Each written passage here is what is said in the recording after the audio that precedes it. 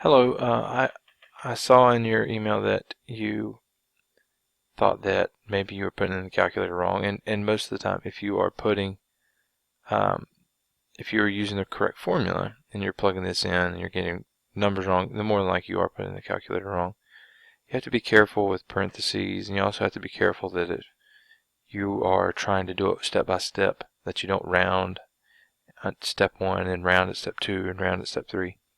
You need to try to hold on to your answer or just type it into one time. So what I strongly suggest that you guys do is made a Google spreadsheet or a Excel spreadsheet. So they want to do compound interest, compounded monthly or continuously. So $23, they put it into a bank account paying 7%. All right, and then we're going from 1627 to 2001. So we want to find out if it was compounded monthly and then continuously. So $23 is our principal amount. So I want to put that in there for P, so $23.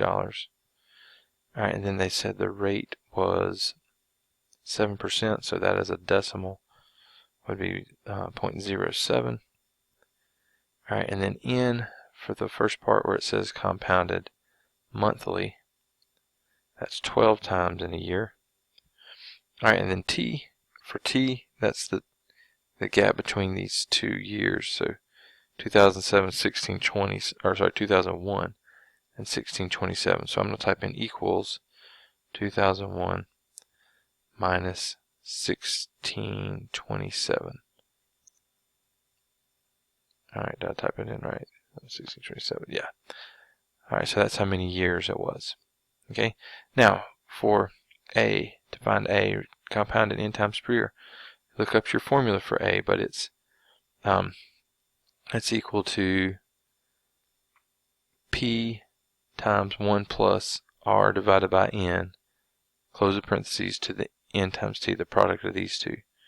So what I have to do is I type equals, there's P times, so I'm going to click right here, P times, parentheses, 1 plus, I'm just going through the formula, one step at a time, R divided by N, close that parentheses, raised to the power of, and notice I need another parentheses here because I got multiplication in the exponent, but N times T, close that parentheses. Alright, notice that formula right there is the compound interest formula, but instead of P and R and N and T, I have the cells that those values are represented by in this spreadsheet.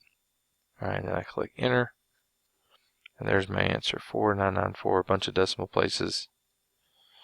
So that looks like this guy right here. Alright, all the way down to 377. 377. So there it is exactly. Alright, that's the right number. That's the one for compounded monthly. Alright, now if we go to compounded continuously, it's not going to be much different, but the continuous compound formula is A equals P times E to the RT power. We don't need this because it's an infinite number of times. So we still need to click equals because it's a formula, and then P times, in these in Excel and in Google Sheets, e to a power, you type in exp, and that's Euler's number. So exp, and then parentheses, what power do we want? We want e to the RT, so R times T, and then close the parentheses. In other words, we're not using n here because it's compounded continuously.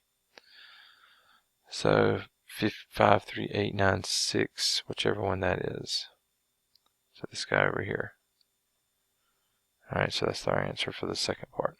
So when you're not getting these right, then either A, you're not using the right formula, or B, you are not typing it all in at one time. Now, I could have, instead of using this Google spreadsheet to do this, I could have just use Google. Alright, and when I'm in Google, I can actually just type it up here. I can type P is 23. 23 times parentheses 1 plus R is 7%, so 0.07 divided by N was 12 for the monthly. And then raised to, we need another parentheses because there's multiplication in the exponent. 12 to the, however many, I already forgot what my number was there, but I can still put it in parentheses. 2001 minus 1627. You can either have that number ahead of time written down or just put it in there. Alright, now it's in scientific notation here because it is such a big number, but just notice 4994865 4994865. That 1 would round to a 2. You know, if we were going that many decimal places. So I still know that's the answer, even though it didn't give me all the place values that this choice did, because no other number starts off that way. Okay, so you can use Google Sheets. You can use literally the calculator built into Google. Either one is fine.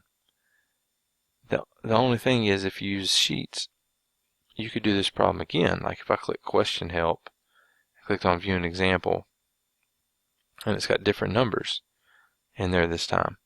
Well, I can take my spreadsheet and just change the numbers. Notice I can change this 23 to a 29, and watch this number down here. It's going to change, and then I can change this 0.07 to still 0.07, and it's still 12, 1624.